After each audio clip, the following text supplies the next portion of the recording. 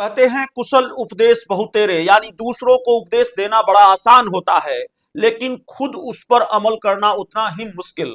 बिहार की सियासत में बहुत कुछ पाकर बहुत कुछ खोने की कगार पर खड़े उपेंद्र कुशवाहा के साथ शायद यही हो रहा है। इसमें कतई कोई शक की गुंजाइश नहीं है कि वे एक मंझे हुए राजनेता हैं। राजनीति के नफा नुकसान वक्त से पहले समझने और सूंघने की कला में उनको महारत हासिल है। और उपेंद्र कुशवाहा ने अक्सर यह साबित किया है कि राजनीति के मौसम विज्ञान में भी वे पारंगत है। हवाओं का रुख जिधर का उधर के हम की तर्ज पर कई बार वे इधर उधर हुए हैं, लेकिन इस बार मामला अलग है।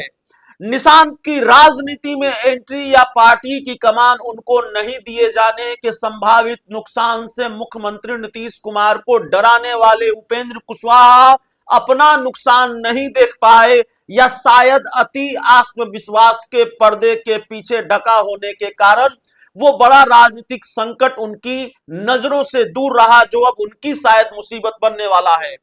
पत्नी को विधानसभा का टिकट देना, बेटे को मंत्री बना देना, और जाहिर है बीजेपी से जो एक एमएलसी की सीट की डील हुई है वो भी पार्टी के किसी दूसरे नेता के खाते में न जाकर उनके बेटे के खाते में ही जाएगा, क्योंकि मंत्री होने की वजह से दीपक प्रकाश के लिए यह संवैधानिक बाध्यता है।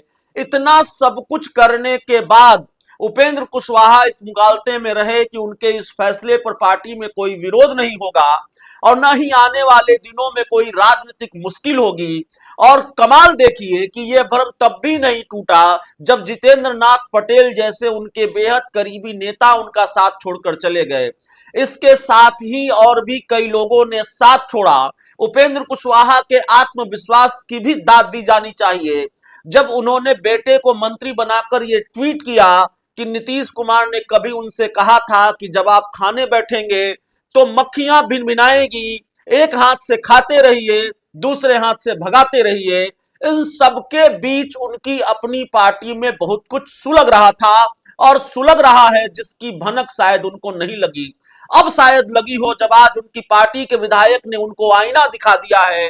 विधायक रामेश्वर महतो ने बस यही एहसान किया कि उपेंद्र कुशवाहा का नाम नहीं लिया, वरना उन्होंने क्लास तगड़ी लगाई है। जाहिर है उपेंद्र कुशवाहा के लिए यह बड़े संकट के संकेत हैं, और इससे भी उपेंद्र कुशवाहा ने मुंह फेरा तो शायद उनको अगला झटका उनकी पार्टी के विधायक ही दे दें। तीनों विधायकों के टूटने की चर्चा वैसे भी आम है। तो ये उपेंद्र कुशवाहा की स्थिति है, उपेंद्र कुशवाहा की पार्टी की स्थिति है। उपेंद्र कुशवाहा को बिहार विधानसभा में एनडीए कोटे से 6 विधानसभा की सीटें मिली थी। 4 सीटें, 6 में से 4 सीटें उपेंद्र कुशवाहा की पार्टी जीत कर आ गई। 4 में से 4 विधायक हैं, वो उसमें से एक जो विधायक हैं वो उनकी पत्नी है स्नेहलता कुशवाहा, सासाराम से जीत कर आई हैं। बाकी 3 विधायक हैं, और जाहिर है टूटने के लिए जो नियम कानून है, जो दल बदल कानून है, टूटने के लिए 4 में से 3 विधायक अगर एक तरफ हो जाएं तो ये टूट हो जाएगी। बिल्कुल हम ऐसा नहीं कर रहे हैं कि उपेंद्र कुशवाहा की पार्टी टूटने जा रही है या उनके विधायक टूटने जा रहे हैं। हम आपको सिर्फ ये बता रहे हैं कि संकेत ये मिल रहे हैं। इस तरह की चर्चा राजनीतिक गलियारों में आम है, और चर्चा नहीं है, इस बात के संकेत भी अब मिलने लगे हैं कि ये हो सकता है, इसकी गुंजाइश है।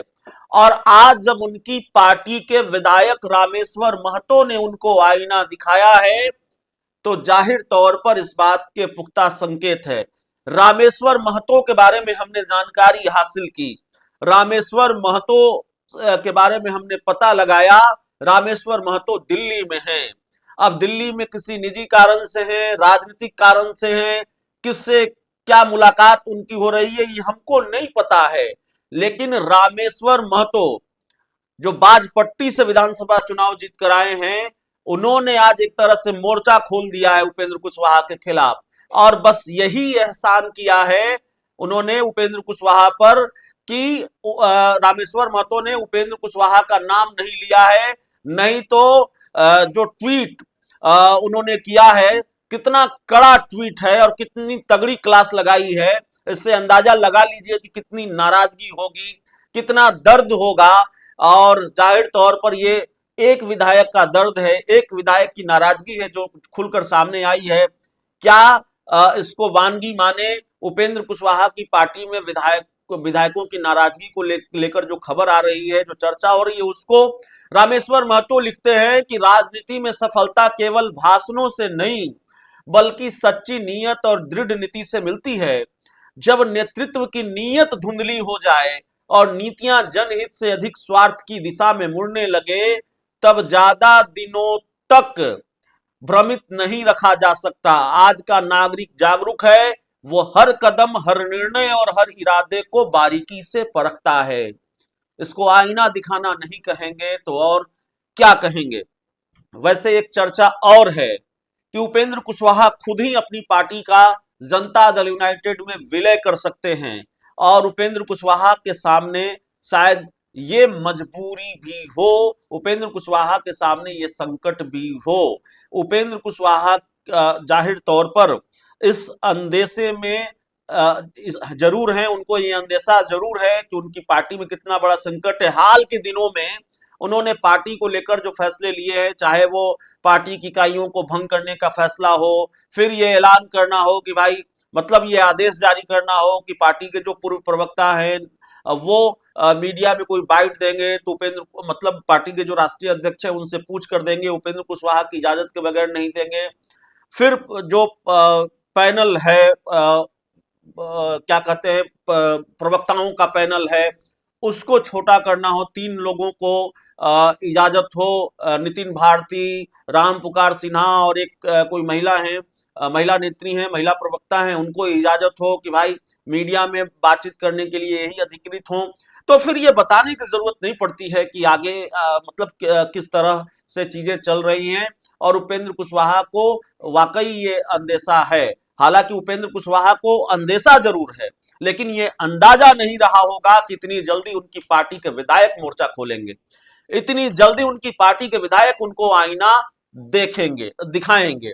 अब उपेंद्र कुशवाहा को अपनी पार्टी के विधायक आईना दिखा रहे हैं, वो देखेंगे नहीं देखेंगे, लेकिन ये बात जरूर निकलकर सामने आ रही है कि भाई आपने बेटे को मंत्री बनाया, और बेटे को मंत्री बनाया तो जाहिर है ये सारे कलह की जड़ वही है। और मंत्री बनाकर जो सफाई दी, उससे आपने एक तरह से जो आपकी पार्टी के नेता कार्यकर्ता थे उनके जख्मों पर नमक रगड़ने का काम किया, उनके जख्मों को और हरा किया, या आग में घी डाल दिया ये कहकर कि बहुतों को बनाया, कई लोग बनाते हैं छोड़ के चले जाते हैं। यानी कि एक बयान का लबोलुआब भी था कि भाई अपनों पर ही भरोसा किया जा सकता है, तो फिर पार्टी के नेता क्या करेंगे, उनकी महत्वाकांक्षाओं का क्या होगा। जब दूसरे लोगों ने आपको पहले धोखा दिया, इसका मतलब आप अब अपनी पार्टी के किसी नेता पर भरोसा नहीं करेंगे, जीते हुए किसी विधायक को मंत्री बनने योग्य नहीं समझेंगे। तो जाहिर तौर पर ये सारी चीजें चल रही है। रामेश्वर महतो के ट्वीट से जाहिर तौर पर एक बड़ा संकेत तो मिलता ही है। अब आने वाले दिनों में खरमास का वक्त है, तो खेल होने के लिए खरमास खत्म होने का इंतजार करना पड़ेगा।